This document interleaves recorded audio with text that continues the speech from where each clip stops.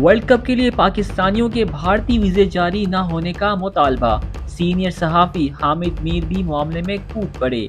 Social media पैगाम में हामिद मीर का कहना था कि पाकिस्तानियों ने वर्ल्ड कप 2023 के लिए महंगे टिकट्स खरीदे, मगर उन्हें सिक्योरिटी थ्रेट्स की वजह से वीजे ही जारी नहीं हो रहे, जबकि टिकट्स की रकम भी रिफंड नहीं होगी। सीनियर सहाफ़ी ने मजीद कहा कि पाकिस्तान में कई अफराद ये तजवीज़ दे रहे हैं कि पीसीबी को वीजे जारी न होने के मामले पे अगले मैच से पहले ग्रीन शर्ट्स को वतन वापस बुला लेना चाहिए, मगर वो ये कहेंगे कि किसी किस्म के खतरात मोल ना लें। पाकिस्तान क्रिकेट बोर्ड ने वीज़ों के मामले पर भारतीय बोर्ड के सामने अपने तहफ़्फ़ुज़ात का इजहार किया था, लेकिन बीसीसीआई की जानिब से कोई तसल्ली बख्श जवाब नहीं आया।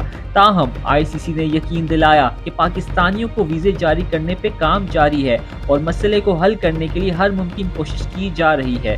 तर्जुमान इंटरनेशनल क्रिकेट काउंसिल का कहना था कि बहैसियत मेज़बान ये भारत की जिम्मेदारी है कि पाकिस्तानियों को वर्ल्ड कप के लिए वीज़े जारी करे।